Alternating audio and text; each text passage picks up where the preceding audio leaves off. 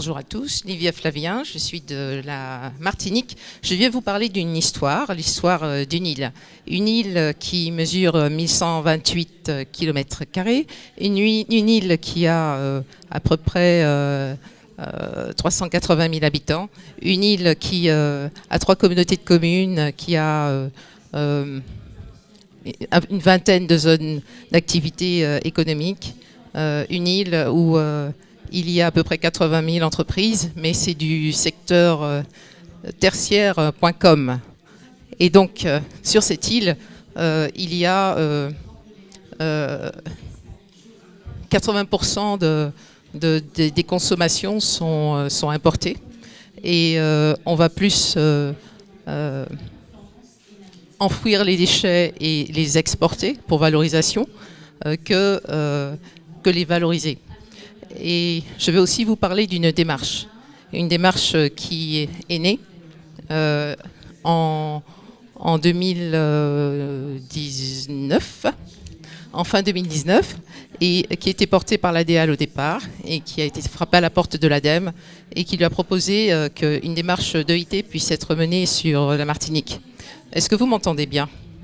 D'accord. Et il y a une étude de préfiguration qui est faite, et une association qui s'appelle Entreprises et Environnement a été élue par l'ADEME pour être l'acteur tiers de confiance qui porterait ce projet sur l'île. Pourquoi? Parce que c'est une association qui faisait déjà un travail formidable avec 25 années d'activité, avec des actions de sensibilisation du public, avec un travail de facilitation de 8 filières REP localement. Et qui était particulièrement orienté résultat et donc reconnu avec un conseil d'administration composé essentiellement de chefs d'entreprise. Et voilà comment le président de Entreprises et Environnement accepte. Et je suis embauchée en fin septembre 2019 et avec une mission d'organiser le premier atelier de détection en 3 semaines. Et donc on a lancé rapidement un recrutement express des entreprises. Et l'INEC débarque et voilà, premier atelier de détection le 17 octobre 2019. Et là, on se retrouve avec 32 entreprises présentes qui vont nous faire sortir avec l'INEC qui débarque aussi et qui accompagne le projet. Et on va se retrouver avec 32 entreprises, 568 synergies émises, 800 et quelques ressources mises comme ça sur la table. Et là, c'est l'effet waouh, tout le monde se dit mais on n'aurait jamais pensé qu'on aurait un tel résultat et on est très content. Deuxième atelier, je vous dirai ce qui se passe entre-temps tout à l'heure. Deuxième atelier, un atelier de concrétisation. D'autres appellent ça un atelier de renforcement des synergies.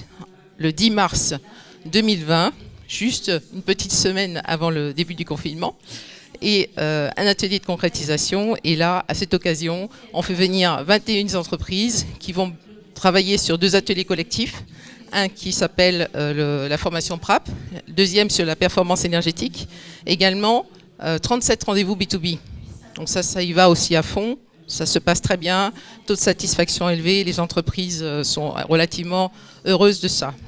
Aujourd'hui, après 11 mois d'activité, qu'est-ce que ça donne? Ça donne que nous sommes 49 entreprises qui sont impliquées dans la démarche. Il y a à peu près 2357 tonnes de CO2 qui ont été évitées grâce à cette activité et à leur engagement, 167 tonnes de matières réemployées, 133 tonnes de déchets, de matières vierges évitées, 5 tonnes de recyclage.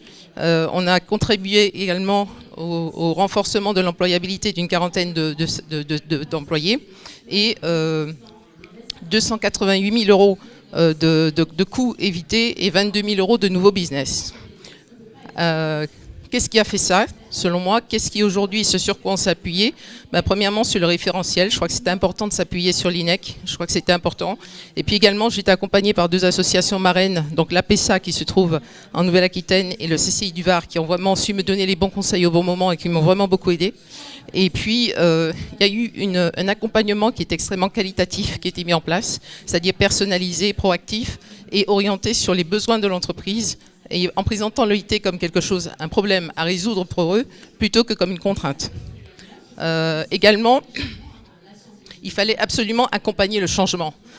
Donc pour accompagner ce changement et changer le paradigme au niveau des entreprises, eh bien, je leur ai envoyé des vidéos inspirantes avec des témoignages, tous les vôtres peut-être, tout ce que vous avez publié comme vidéo.